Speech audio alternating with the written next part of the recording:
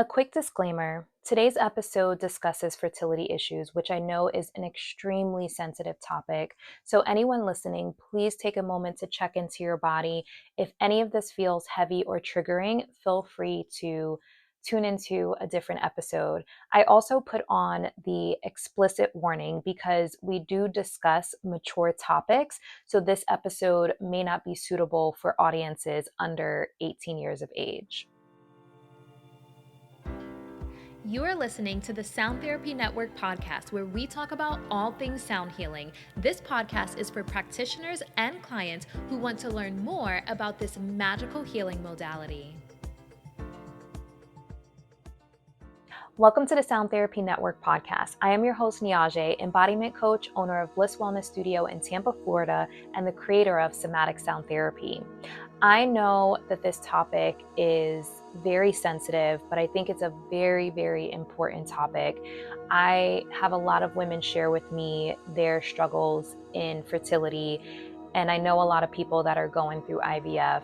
So I want to address this topic with compassion and tenderness. And also, what I do in my work is based in Chinese medicine. So I facilitate wellness scans using a device that measures how energy is flowing through our meridians. And if you think acupuncture, but I don't use needles, I use Himalayan singing bowls for somatic sound therapy to dissolve any blocks that's blocking energy from flowing through our meridians. So I see a lot of patterns when I conduct these wellness scans, and a lot of what I do, traditional doctors or Western medicine typically don't look at these specific areas. So this is something that I think is really important for us, not just pertaining to fertility, but just our vitality in general. But I think that this episode could really help someone that is struggling with fertility. But again, I know this is a very sensitive topic, but I want to remind anyone that has gone through this or is currently going through it, you're not alone. And I do believe that when we have the courage to share our stories, we give others the courage to share their stories as well. So if anyone feels called to share their journey or even share this episode with someone that may be going through this journey, I think it could be really helpful. So what I want to do is start out with some statistics. So I have my laptop here. I will share some statistics, and then I will share what I've witnessed and researched in my practice, which are 5 emotional root causes of fertility issues. So let's start with some statistics. Worldwide, about 1 in 6 adults experience infertility, according to the World Health Organization. So 1 in 6, that's a lot. So if you think about being in a room with only 6 people, 1 in 6 will or have experienced infertility. The next statistic is in the US, this is just the US alone, about 13.4% of women ages 15 through 49 have impaired fertility, which includes difficulty getting pregnant or carrying pregnancy to term, and this is according to the CDC. And the last statistic that I want to share is another source says 1 in 7 couples may have difficulty conceiving. So again, think about being in a room of only 7 people or 7 couples. One of those couples are struggling with fertility issues. So this is something that I think is way more common than we know. And it can be very painful. It can be very taxing on couples and relationships and marriages. So these numbers show just how common it is, which is why I felt called to talk about it on the podcast. So let's dive into the 5 emotional root causes of fertility issues. Number 1 is repressed anger stored in the sacral chakra. So our sacral chakra is our lower abdomen, which controls our reproductive organs. It's the chakra that controls creativity, passion, pleasure, but it is the chakra that controls sensuality, sexuality, and our reproductive organs.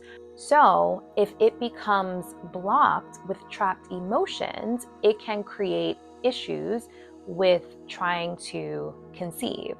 So the emotions that we hold in the sacral chakra are anger and rage. So when we repress those emotions, it can create blocks in this area, creating difficulty getting pregnant. When we don't allow the body to process anger around unmet needs, boundaries, sexual experiences, and desires, this can manifest as a block in the reproductive system.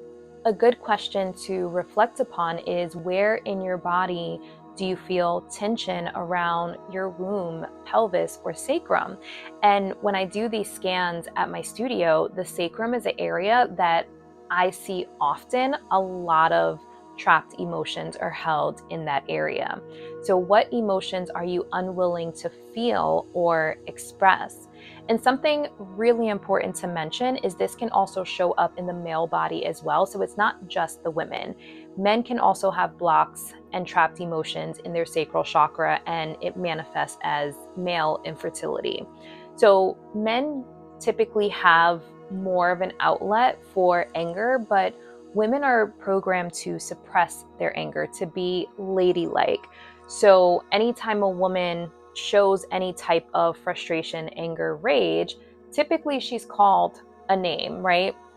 So we want to be ladylike, we want to be pleasant and the girl next door. So women are not taught how to navigate their anger and rage in a healthy manner. And just because we don't acknowledge it, it doesn't make it go away. It just becomes trapped in the body, which then manifests as trapped emotions in these areas. So one of the things that I talk about a lot in my practice and on my podcast is finding that healthy outlet to release rage and anger. There's so much wisdom in our rage and anger. Finding a healthy way to allow it to bubble to the surface, move through the body, and be released, but not in a toxic way, not screaming or lashing out, but maybe going to the gym and having a specific practice that helps you allow it to release. Sometimes screaming into a pillow or going for a jog. There's different ways that you can navigate that anger and rage in a healthy manner so it's not staying trapped in the body. So number 2 is unhealed trauma. So trauma, especially sexual trauma, medical trauma, or relational betrayal, impacts nervous system regulation and the ability for the body to receive and carry life. So healing trauma isn't just talking about it. So I'm a huge advocate for traditional talk therapy. And we also need somatic healing as well, dissolving the trauma in the physical body. That's really important. So even if our mind has processed it, our bodies can still hold on to it. So this requires, first, nervous system regulation. I say this often. It's almost, I don't want to say impossible, but it's very hard to heal trauma without first regulating your nervous system. And then the somatic healing. So first you have to create that safety in the body for your defense mechanisms to kind of let themselves down. So we have defense mechanisms that will block us from going to that place of pain. And so when we regulate our nervous system, it sends the message to our body that we're safe. So creating that safety in the body first, and then focusing on the somatic healing. And a lot of people, I think, miss that step. And then they wonder why things keep resurfacing, because there has to be safety created in the body first to really unpack the trauma that we have stored in the body. And although we live in what I like to call a microwave society, it does take time. This is something I share with my clients. The nervous system repairs in 8 months. So that's best case scenario. That's consistent healing and self-care. So if you're not consistent with your self-care or healing journey, if you are still in a toxic or unhealthy or stressful environment, it's going to take even longer. So 8 months is best case scenario. And then if you live a very stressful, high demand or unhealthy life, it's going to take even longer.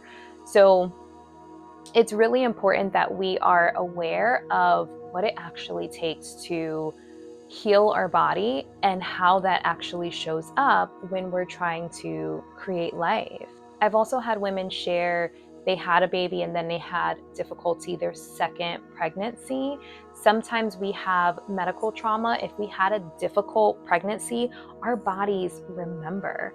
And so it can be subconsciously blocking that second pregnancy because it remembers how difficult the first pregnancy is. So medical trauma is a huge one. And then even trauma around pregnancy, I'll actually share a personal story. So my mom had my sister when I was 10 years old, and she thought she was doing a good thing, but she had me in the room when she was giving birth.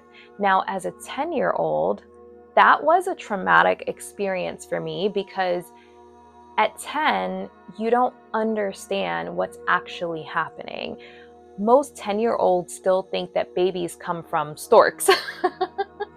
So me now seeing this, witnessing this in the room, that created a lot of fear in me, especially at 10.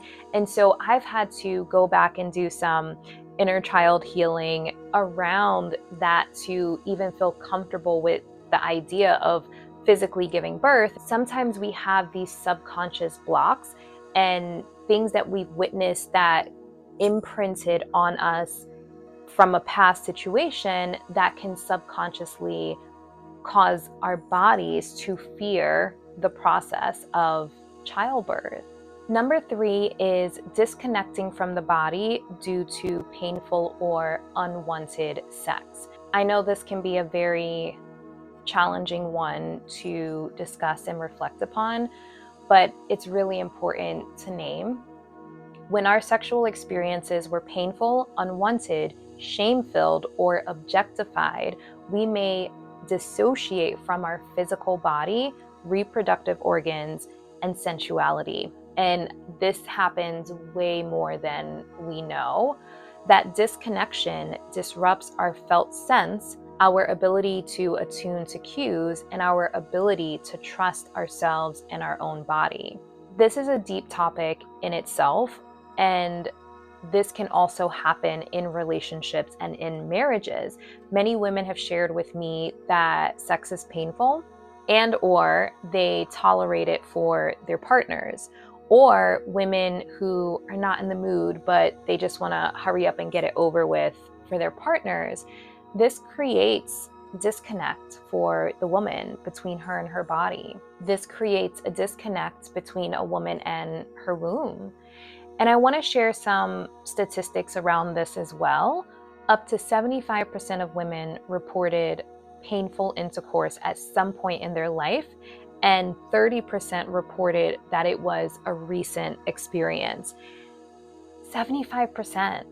That is extremely high. That's almost all women. So this is something that we have to be really mindful of. Women have been programmed to appease their partners at any cost, even if that means betraying or sacrificing their own bodies. And it's no surprise to me that there's such a high rise in autoimmune diseases in women. They're skyrocketing right now because all of the wear and tear women have endured is now catching up to us, unfortunately. So that's why these topics are really important for me to address, so we can use the tools that we have at our fingertips to start to heal our bodies and regain our vitality. A great question to explore for any women listening, and not just those that are trying to get pregnant, women in general. How has your sexual history, consensual or not, influenced your relationship with your womb, with your pelvic floor, with your feminine embodiment, with your body in general? Would womb healing be beneficial to you and your divine feminine energy? These are really powerful questions to reflect upon. For any man listening to this episode, how can you truly honor the woman in your life? How can you honor her womb? And I think it's beautiful when men hold space for women's healing, especially womb healing. And I know these are really sensitive topics that can probably be hard to discuss with your partner if you haven't discussed these types of topics before. So finding a quality therapist that can hold space for this conversation would probably be really good, or a healer that can also hold space for these types of conversations. But when a man can show up and hold space for a woman's healing, I think that's really, really beautiful. Number 4 is subconscious blocks. And this one is huge as well. Money fears. Can I afford a child, especially these days with the economy and inflation? And then also everything happening in the world. Relational fears. Will this change our dynamic? That's another huge one. And sometimes it's in the back of our mind and we're not really accessing that fear, but it's there. And then physical and mental health concerns. What will pregnancy do to my body or my mind? A lot of people experience postpartum depression, so there are fears around that. Identity or parent fears. Will I be a good parent? I know a lot of people who have opted not to have children because they feared being a good parent. So this is a very valid fear. So anyone listening, I just want you to know that your feelings and emotions around the topic are valid, all of them, even the ones that you don't feel comfortable sharing, maybe with your partner or with others. Your feelings are valid. And I think honoring your feelings, naming them, even if it's just to yourself, is the first step to releasing them. When we name things, they lose its power and it's not stored in our subconscious or trapped in our bodies. As long as these fears stay trapped in our bodies, our subconscious will create blocks, and these blocks create internal conflict and stress, which the body senses, and stress impairs fertility. So do you see how it's all connected?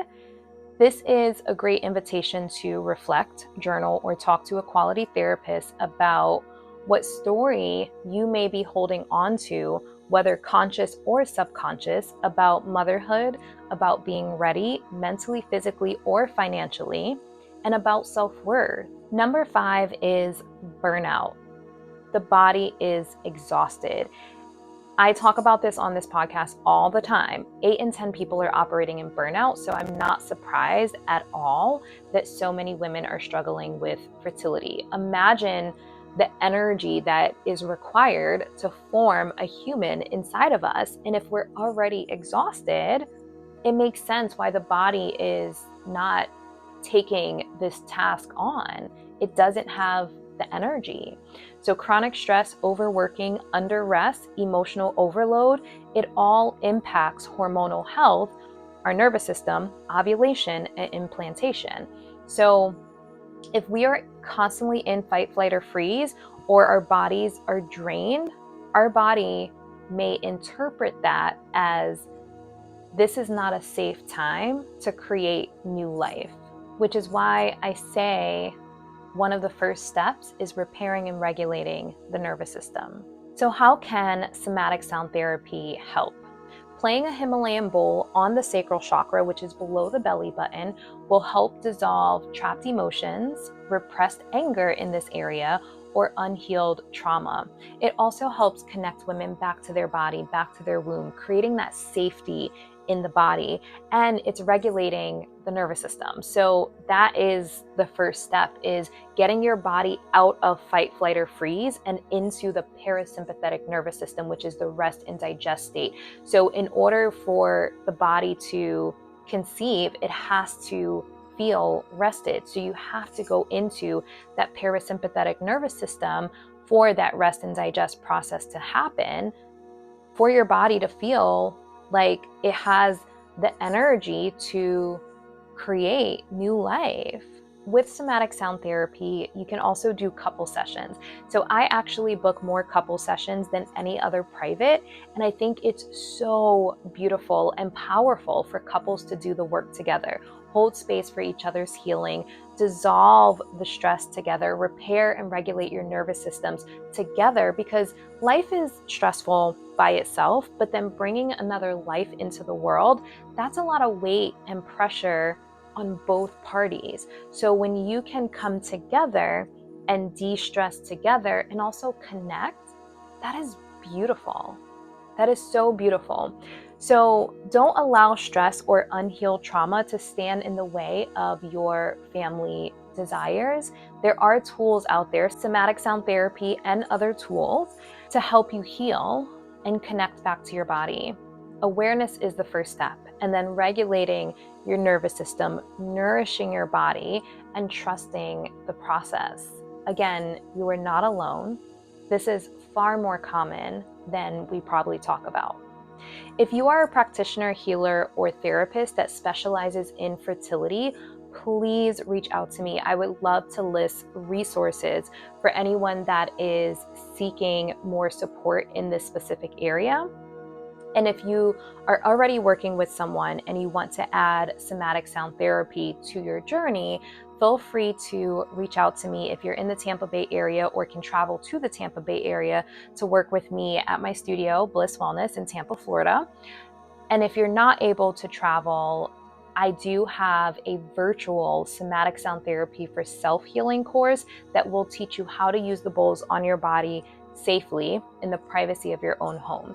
So for more information, you can email me at contact@niajae.com. That's contact@niajae.com. With any questions, share this episode with someone that you know will find value in it. And until next time, wishing you healing and harmony. Thank you so much for listening to the Sound Therapy Network podcast. Edgar Cayce says, sound is the medicine of the future. The future is now. By listening and sharing this podcast, you are contributing to the wave of healing in the world and safety in the healing space.